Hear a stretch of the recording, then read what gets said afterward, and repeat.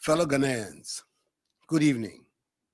I thank you for welcoming me into your homes for the 16th time as the fight to defeat COVID-19 continues not only in Ghana, but across the world. Day in, day out, countries, including our own, institute measures to try to limit and contain the spread of the virus and return lives to normalcy. Some of these measures have been successful. Others have not worked, with some countries now experiencing hikes in infection rates and the emergence of what is referred to as a second wave of the virus. With the effectiveness of government policies, the cooperation of you, the Ghanaian people, and by the grace of God, our nation has been relatively spared such unwelcome developments. Indeed, since 31st of May, when government decided to embark on a strategic, controlled, progressive, and safe easing of restrictions in the country, so as to get our lives and economy back to normal in safety, we've continued to witness low hospitalization and low death rates. The number of active cases continues to be on the decline. At the time of my last address, 2 weeks ago, the total number of active cases, that is persons currently with the virus, stood at 1,847 persons. As of Friday, 28th August, the number of active cases has reduced to 1,059 persons. A total of 42,963 persons have recovered, and 276 persons, a great majority of them with underlying illnesses such as hypertension, diabetes, and chronic liver disease, have sadly died. Inasmuch as these statistics are encouraging, in contrast to what is pertaining in several countries across the world, we cannot afford to let our guard down. We have to maintain, in a state of constant readiness, the enhanced infrastructure and expertise we have built during the period of the virus to cope with it. I've been reliably informed that in some regions of our country where there are no active cases, some residents are abandoning altogether the protocols, such as the wearing of masks put in place to defeat the virus. Indeed, the high compliance rate with mask wearing of persons surveyed by the Ghana Health Service in some selected areas of Accra, to which I referred optimistically in my last address, has, according to a new survey by the same service, fallen alarmingly.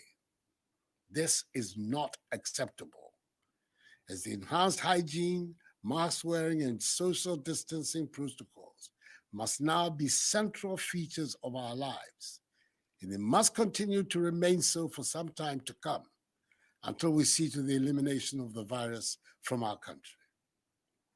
Let me remind those amongst us who want to continue to disregard these protocols that severe sanctions exist in our laws for such persons who will want to endanger the rest of the population through their actions and negligence. The law enforcement agencies will, when necessary, apply these measures without fear or favor, ill will or malice, and without recourse to a person's ethnicity, gender, or religion. Fellow Ghanaians, in update number 15, I announced the easing of restrictions in some areas of national life. I also indicated my hope that preparations and simulation exercises underway, including the installation of COVID-19 testing facilities at Kotoka International Airport, would give us a clear indication as to whether or not we could reopen the airport on 1st September. after weeks of thorough work, I'm satisfied that it's safe to do so.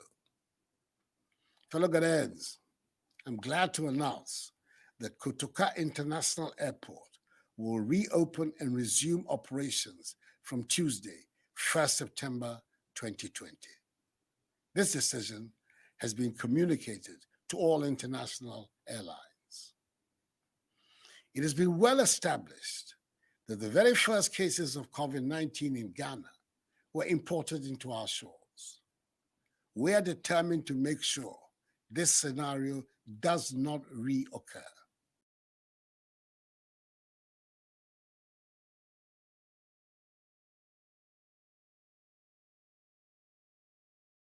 Or resurgence of the virus into our country is firmly in place.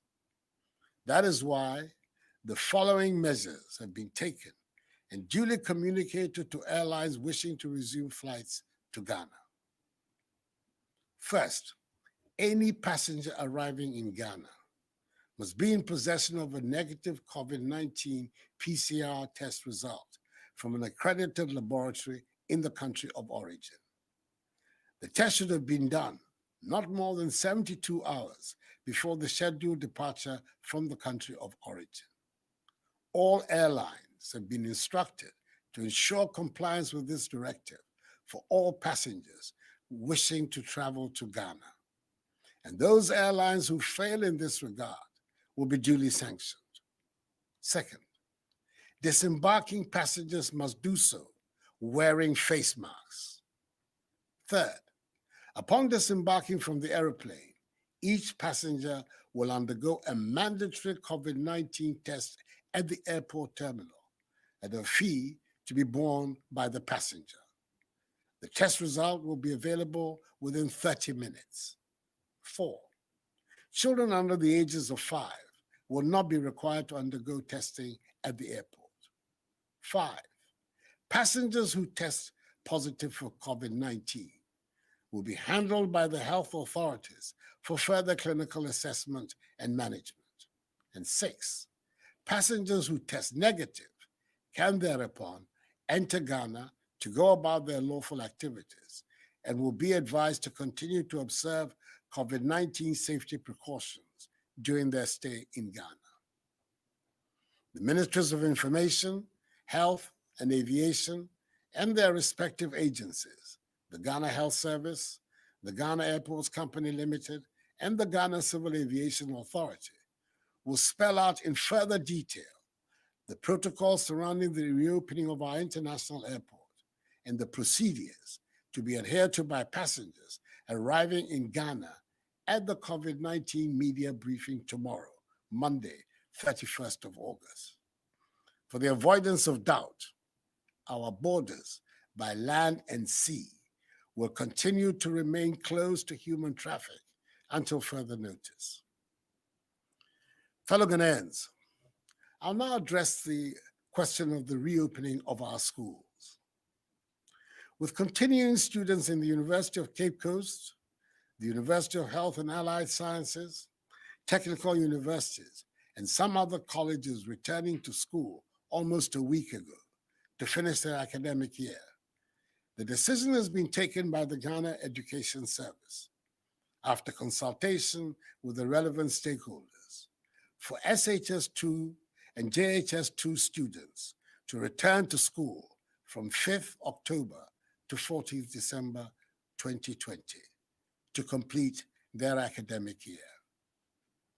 With junior high schools operating with class sizes of 30 and senior high schools with class sizes of 25, SHS2 and JHS2 students will be in school for 10 weeks to study and write their end-of-term examinations. SHS2 students in boarding houses are to return to their various dormitories on 5th October, whilst day students, respecting fully the COVID-19 protocols, will commute from home to their respective schools on the same date. Prior to reopening, all junior and senior high schools will be fumigated and disinfected. Just as was done in the case of final year university, JHS, and HHS students, all JHS2 and SHS2 students, as well as all teaching and non-teaching staff, will be given reusable face masks with Veronica buckets, gallons of liquid soap, rolls of tissue paper, thermometer guns, and 200 milliliter containers of sanitizers. JHS2 students will be given one hot meal a day. Assemblies and sporting events remain banned, and the use by outsiders of school premises for other activities is still not allowed. We will continue to ensure that each school, which does not have its own sick bay, has been mapped to a health facility and care is provided to the sick by nurses assigned to them. The Ghana Education Service, after further consultations, has decided to postpone the remainder of the academic year for all nursery, kindergarten, primary, JHS1, and SHS1 students. The next academic year will resume in January 2021 with appropriate adjustments made to the curriculum to ensure that nothing is lost from the previous year. The relevant dispositions will also be made so that the presence at the same time in school of all streams of students can occur in safety. I appreciate fully the inconvenience and the financial burden the continued stay at home of children are posing to parents and guardians. Fellow Ghanaians, these are a necessary price to pay in our efforts to protect the lives of our children, as well as to limit and contain the spread of the virus in our country. In the next couple of weeks, a decision will also be taken on the resumption of contact sports, including football, taking into consideration the imminent participation of our national teams in international competitions.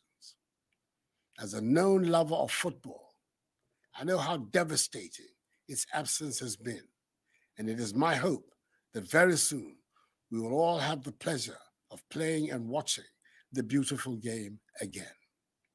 Until then, non-contact sports are the only sporting events permitted to take place. Beaches, pubs, cinemas, and nightclubs are still to remain closed until further notice. All other institutions that have been cleared to function are to continue to do so in strict adherence to the COVID-19 protocols. Enuanom, yɛayɛ nhyehyɛeɛ a ɛbɛma ɛbenada a ɛbɛn yɛbɛsan abue Kotoka International Airport. Mesrɛ mo, paa sɛ yɛpɛ sɛ yɛpamo yare ɛfiri yɛn man mu a, yɛn nyinaa nhyɛ mask no sɛ yɛfiri fie a, ɛno na ɛbɛbɔ yɛn ne yɛn man no ɛho ban. Anyemime, wɔtɔ gbagya no, yi ha wɔgbɛ ni wɔgbele Kotoka International Airport ekun jufo ni bane. Mi panyefai. Ke lele monta ni wo shwe helane ke je wo mane mi. Wo fe wo mask ke wo shishia. No ni ba wa wo ke wo man. Fellow Ghanaians, the difficulties imposed on our everyday lives and the impact COVID-19 has had on our livelihoods must serve as sufficient motivation for us all to continue to adhere to the enhanced hygiene, mask wearing, and social distancing protocols that must characterize our daily routines in this country. The more we adhere, the sooner we defeat the virus and return to our normal way of life. I'm confident that this can be soon. This challenge is not insurmountable. We can do it. We have it in us to surmount any challenge if we put our hearts and minds to it. Whilst at it, let us continue to pray to Almighty God to keep a benevolent eye on us and keep us from harm. This too shall pass, for the battle is the Lord's. May God bless us all in our homeland, Ghana, and make her great and strong. I thank you for your attention, and have a good night.